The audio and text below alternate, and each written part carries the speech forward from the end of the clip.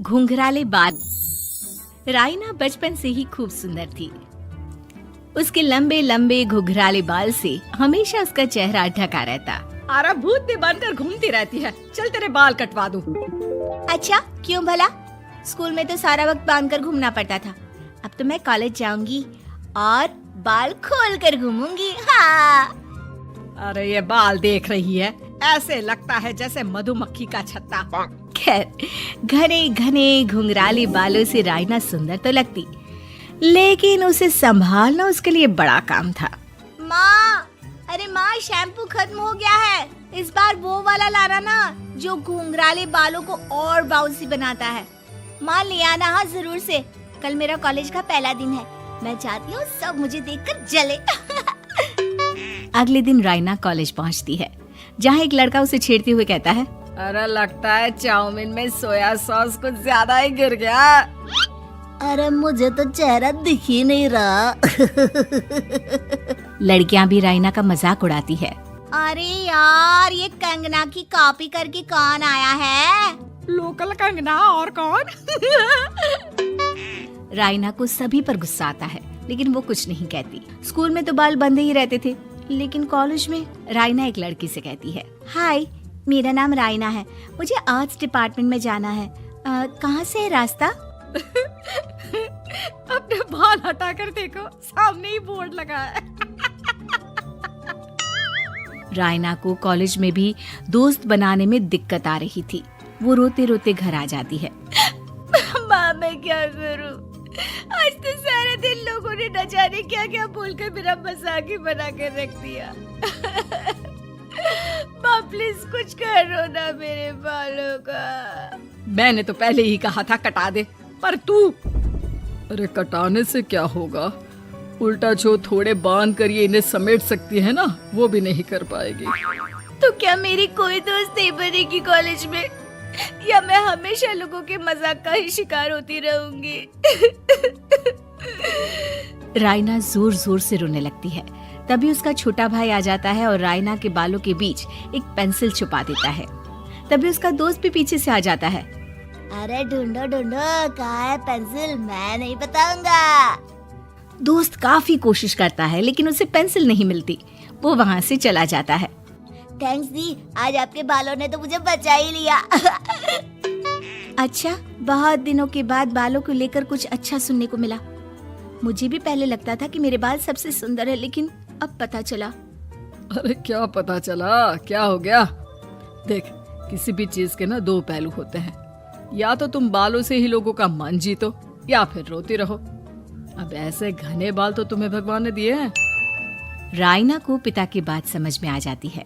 वो सोच लेती है कि जिन बालों के कारण वो कॉलेज में एक भी दोस्त नहीं बना पा रही है, उन्हीं बालों से वो दोस्तों की लाइन लगवा देगी। अगले दिन कॉलेज में डेस्क में राइना बालों को आगे कर लेती है और लोगों को लगता है कि राइना का चेहरा पीछे है, लेकिन राइना घने घुंघराले बालों को हटाकर हंसने लगती है।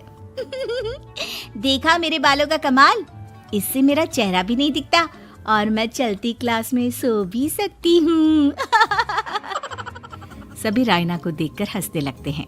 क्लास में परीक्षा चल रही होती है, तो राइना अपने बालों में चीटिंग के पेपर छुपा छुपा कर आसपास के बच्चों की मदद भी कर देती है, जिसके बाद से तो राइना क्लास की हीरोइन बन जाती है। वाह राइना, तेरे बाल तो बहुत कमाल के हैं। मैं तो इन्हीं के कारण पास हो गई। और पता है, मैं तो अपने काम का सामान राइना के बालों के बीच में ही फंसा देती हूँ। जैसे जैसे काम होता है वैसे वैसे इस्तेमाल करती हूँ। अब तो क्लास में हर कोई राइना के साथ बैठने की जिद करता। राइना में इसे लेकर घमंड आ जाता है। उसे लगता है कि वही क्लास की सबसे डिमांडिंग लड़की है। फिर एक दिन, मैं इस कॉलेज में नई नई आई हूँ, क्या आप मेरी दोस्त बनेंगी?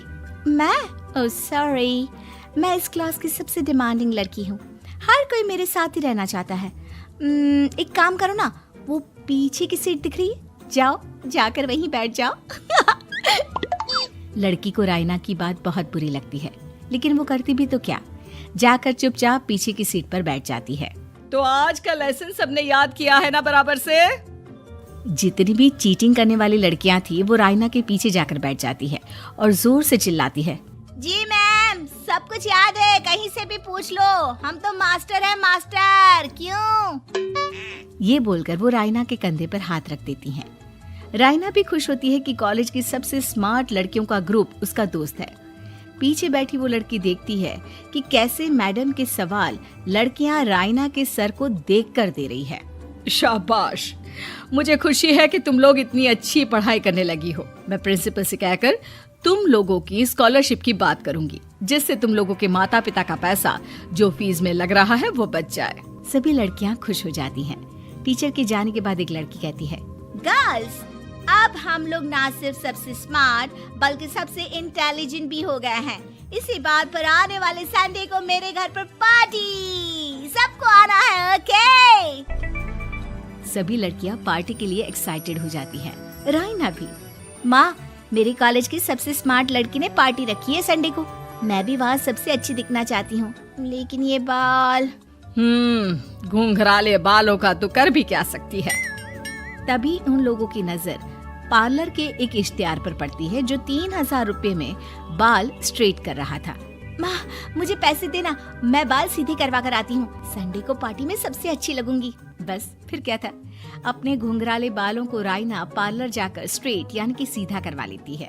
और फिर पार्टी वाले दिन, हाय गर्ल्स, कैसी लग रही हूँ मैं? ओह नो, शिट, ये क्या करवा लिया बालों का हाल?